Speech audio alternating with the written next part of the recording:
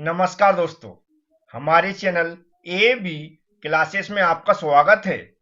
आज का सब्जेक्ट है थ्योरी ऑफ मशीन, जिसके अंदर मैंने ऑब्जेक्टिव क्वेश्चन की प्रैक्टिस करवाना स्टार्ट की थी। आज मैं उसी का सेकंड भाग लेकर आया हूं, जिसमें समझाऊंगा क्वेश्चन नंबर 26 से 50 के बीच में। यदि आप किसी कॉम्पिटिटिव एग्जाम या थ्योरी एग्जाम की तैयारी कर रहे हो तो वीडियो पूरा देखें, जिससे आपकी प्रैक्टिस हो सके थ्योरी ऑफ मशीन के ऑब्जेक्टिव क्वेश्चन की। और वीडियो पसंद आए तो वीडियो को लाइक भी करें। अब चलते हैं, आज के क्वेश्चन स्टार्ट करते हैं। पहले क्वेश्चन में लिखा हुआ है the train value of a gear train, मतलब जो गियर ट्रेन है उसकी ट्रेन वैल्यू क्या होती है। तो जैसा कि आपने पढ़ा होगा, जो हमारी गियर ट्रेन है उसका जो वेलोसिटी रेशो होता है उसका अगर उल्टा कर दें तो वह गियर ट्रेन की ट्रेन वैल्यू होती है। तो यहाँ पर आप ऑप्शन देखेंगे बी वाला लिखा हुआ है reciprocal of velocity ratio of a gear train, मतलब हमारा बी वाला ऑप्शन करेक्ट हो जाएगा। इसी तरह नेक्स्ट क्वेश्चन में देखेंगे, जिसमें लिखा हुआ है a slider moves at a velocity v, मतलब एक स्लाइडर है वह मूव कर रहा है वेलोसिटी v से ऑन अ लिंक रिवॉल्विंग, और जो लिंक है वह रिवॉल्व हो रही डब्ल्यू ओमेगा रेडियन पर सेकेंड से। तो आगे पूछा था कोरियोलिस कंपोनेंट ऑफ एक्सिलरेशन, तो उसका एक्सिलरेशन कितना होगा। तो इसका फॉर्मूला हमें याद होना चाहिए, तो मैं यहाँ पर डायरेक्ट बता रहा हूँ। इसका भी ऑप्शन कौन सा, बी वाला राइट होगा, 2 ओमेगा v। तो इन दोनों क्वेश्चन के आंसर मैंने बता दिए। अब चलते हैं नेक्स्ट क्वेश्चन की बात करते हैं। नेक्स्ट क्वेश्चन में लिखा हुआ है to connect two parallel and coplanar shaft the following type of gear used, मतलब क्वेश्चन में पूछा जा रहा है कि यदि कोई शाफ्ट हैं दो, उनको पैरेलल या कॉप्लिनर हैं, उनको कनेक्ट करने के लिए हम किस गियर का यूज करते हैं। इसके लिए हम यूज करते हैं स्पर गियर का। कौन सा, स्पर गियर, मतलब इसका ये वाला ऑप्शन करेक्ट हो जाएगा। इस तरह नेक्स्ट क्वेश्चन में लिखा हुआ था example of rolling pair, rolling pair का क्या एग्जाम्पल होता है। तो रोलिंग पेयर भी आपने पढ़ा होगा, इसका जो एग्जाम्पल होता है वह होता है वॉल बेयरिंग या रोलर बेयरिंग। ये किसका एग्जाम्पल होता है, रोलिंग पेयर का। तो हमारा डी वाला ऑप्शन करेक्ट हो जाएगा। इसी तरह चलते हैं और भी क्वेश्चन देखते हैं। इस तरह नेक्स्ट क्वेश्चन में लिखा हुआ है इन ऑटोमोबाइल, ऑटोमोबाइल के अंदर पूछा है जो पावर ट्रांसमिट होती है from gearbox to differential, gearbox और डिफरेंशियल के बीच में जो पावर ट्रांसमिट होती है वह किसके थ्रू होती है। तो यहाँ पर आप डायरेक्ट आंसर देखेंगे, लिखा हुआ है हुक्स जॉइंट। तो हुक्स जॉइंट के द्वारा क्या होती है, पावर ट्रांसमिट होती है इन दोनों के बीच में। नेक्स्ट क्वेश्चन में लिखा हुआ in a Hartnell governor the compression of the spring is the lift of the slip. Question में पूछा है जब स्प्रिंग कंप्रेस होती है तो उस दौरान जो स्लीप है वह कितनी लिफ्ट होती है, मतलब कितनी उठती है। तो जितना वह कंप्रेस होती है स्प्रिंग उतनी ही स्लिप उठती है। तो क्या इसका ऑप्शन होगा इक्वल टू। तो हमारा ए वाला ऑप्शन करेक्ट हो जाएगा।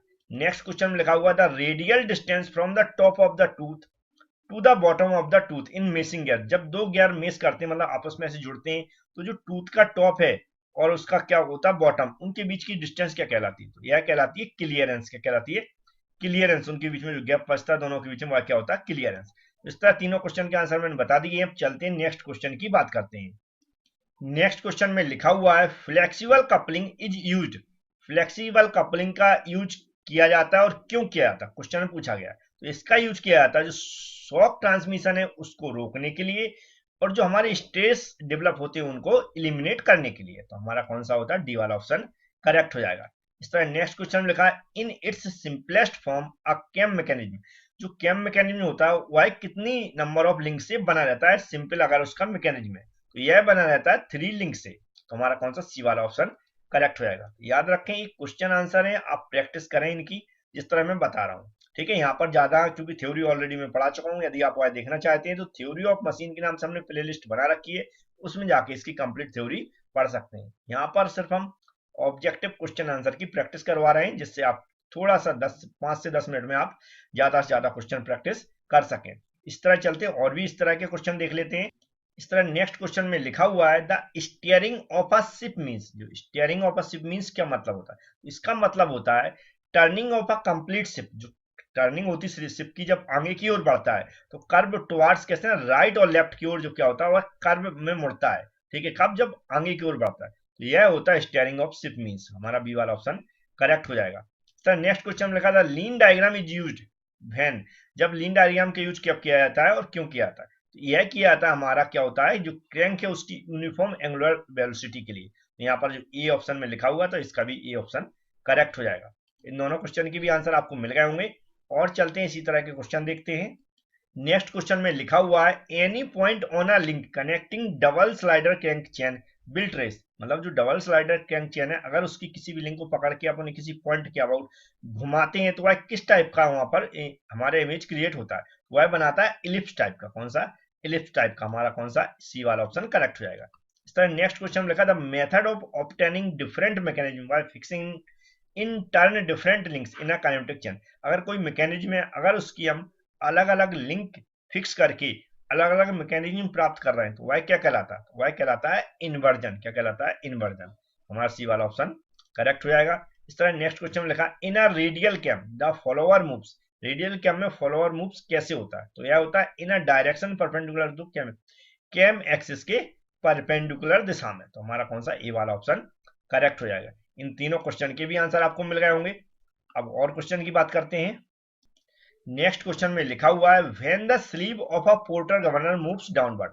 अगर किसी पोर्टर गवर्नर की स्लीव जो है वह मूव करती है, वह नीचे की ओर अगर आ रही है तो गवर्नर स्पीड क्या होगी? तो गवर्नर स्पीड हमेशा याद रखना, जब नीचे की ओर स्लीव आती तो डिक्रीज होती, मतलब घटती है। तो हमारा बी वाला ऑप्शन करेक्ट हो जाएगा। इस तरह नेक्स्ट क्वेश्चन लिखा when a slip of a porter governor moves upward. मतलब इसका अपोजिट हो गया ऊपर वाले क्वेश्चन का। था गवर्नर स्पीड क्या होगी?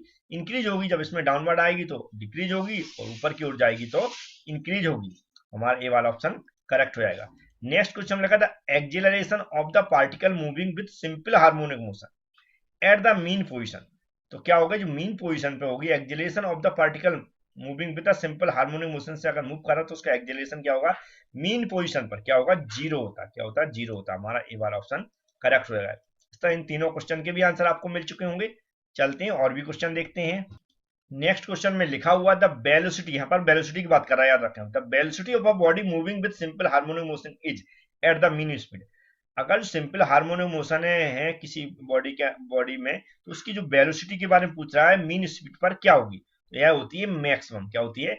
मैक्सिमम। हमारी सी वाला ऑप्शन करेक्ट हो जाएगा। इस तरह नेक्स्ट क्वेश्चन लिखा if two moving elements have surface contact. दो मूविंग एलिमेंट है उनके बीच में सरफेस कॉन्टैक्ट है तो वह कौन सा पेयर बनाते हैं? तो हम जानते हैं सरफेस कॉन्टैक्ट रहती है दो बॉडी, और वह मोशन में है तो कौन सा पेयर बनता है? Lower pair. हमारा डी वाला ऑप्शन करेक्ट हो जाएगा। नेक्स्ट क्वेश्चन में द सेंसिटिवनेस। सेंसिटिवनेस पूछ रहा है गवर्नर की, कब? At the speed range decrease. और स्पीड जब उसकी क्या हो रही है? गवर्नर की डिक्रीज हो रही है तो सेंसिटिवनेस कैसे क्या होगी? इंक्रीज होती है। क्या होती है? इंक्रीज होती है। मतलब हमारा सी वाला ऑप्शन करेक्ट हो जाएगा। इस तरह चलते हैं, और भी कुछ क्वेश्चन बचे हैं उनकी भी बात कर लेते हैं। नेक्स्ट क्वेश्चन में लिखा हुआ है for simple harmonic motion cam the acceleration. याद रखें एक्जिलेशन के बारे में पूछ रहा है of the follower at the ends of the stroke and M stroke respectively. Question में पूछ रहा है जो हमारा एक्जिलेशन है और स्ट्रोक है उसके बारे में पूछ रहा है सिंपल हार्मोनिक मोशन के बारे में कि वह इसकी वैल्यू क्या होगी। तो वह होता क्या होता जो हमारा एक्जिलेशन और मैक्सिमम और क्या होगा? हमारा शून्य होगा जो भी हमारा स्ट्रोक है। तो हमारा कौन सा होगा? ए वाला ऑप्शन करेक्ट हो जाएगा। इस तरह नेक्स्ट क्वेश्चन में लिखा हुआ है next which of the below are inversion of the slider crank. जो स्लाइडर क्रैंक मैकेनिज्म है उसके इन्वर्जन कौन कौन से होते हैं यहाँ चारों में से देखकर बताना है। आंसर हमें नीचे एबीसीडी में देना है। तो यहाँ पर ऑस्किलेटिंग सिलेंडर इंजन मैकेनिज्म यह है स्लाइडर क्रैंक मैकेनिज्म का इन्वर्जन होता है, जबकि हम देखें टोंगल मैकेनिज्म ए इन्वर्जन नहीं होता है। रेडियल सिलेंडर इंजन मैकेनिज्म ए इन्वर्जन होता है। क्यूक रिटर्न मैकेनिज्म ए भी इन्वर्जन होता है। किसका? स्लाइडर क्रैंक मैकेनिज्म का। तो हम देखेंगे हमारा 1 3 4 डी वाला ऑप्शन करेक्ट हो जाएगा। तो आपने देखा इन दोनों क्वेश्चन के भी आंसर मिल गए। अब सिर्फ 3 क्वेश्चन और हैं तो उनको भी देख लेते हैं। नेक्स्ट क्वेश्चन में लिखा हुआ है the unbalance force due to revolving mass. अगर कोई मास से हम रिवॉल्व कर रहे घुमा रहे और वो अनबैलेंस है तो उस दौरान क्या होगा? तो उस दौरान हम जानते हैं कि उसका मैग्नीट्यूड तो सेम रहेगा लेकिन उसकी डायरेक्शन वेरी होगी क्योंकि वह अनबैलेंस है। तो बी वाला ऑप्शन देखेंगे very in direction but constant in magnitude. तो हमारा कौन सा? बी वाला ऑप्शन करेक्ट हो जाएगा। नेक्स्ट क्वेश्चन में लिखा हुआ अ shaft carry 3 rotors will have. अगर 3 रोटर्स कैरी कर रही शाफ्ट तो उसमें उसकी नोट्स के बारे में पूछ रहा है तो इसका जो नोट्स होंगे कितने होंगे? 2 नोट्स होंगे। तो हमारा कौन सा? सी वाला ऑप्शन करेक्ट हो जाएगा। नेक्स्ट क्वेश्चन में लिखा इन spring control governor. Spring control governor की बात कर रहा है when the controlling force. Controlling force क्या होंगे? जो ऑप्शन दिए जैसे कांस्टेंट होंगे, इंक्रीज होंगे, डिक्रीज होंगे। कब? As the radius of rotation increase, यदि उनकी जो रेडियस है रोटेशन की वह इंक्रीज होती है। It's a do stable governor, उसको हम स्टेबल गवर्नर बोलते हैं। तो इसके अंदर जो होगा कंट्रोलिंग फोर्स होगा वह क्या होता है, इंक्रीज होता है। कब, जब उसकी जो रेडियस ऑफ रोटेशन है वह इंक्रीज होती है तो उसका कंट्रोलिंग फोर्स भी क्या होता है, इंक्रीज होता है। हमारा कौन सा सी वाला ऑप्शन करेक्ट हो जाएगा। इस तरह ये हमारे आज के 25 क्वेश्चन थे। यदि जो भी प्रैक्टिस मैं करवा रहा हूँ आपको ये पसंद आ रही प्रैक्टिस करवाना, कुछ क्वेश्चन भी आपको फायदे करेंगे जो भी एग्जाम दे रहे हो, चाहे वो कॉम्पिटिटिव एग्जाम हो या फिर कोई सेमेस्टर एग्जाम दे रहे हो। इन क्वेश्चन को आप प्रैक्टिस करें क्योंकि इनसे और भी क्वेश्चन बनेंगे, वो भी आपसे बन जाएंगे। वीडियो पसंद है तो लाइक भी कर दें। Thank you friends.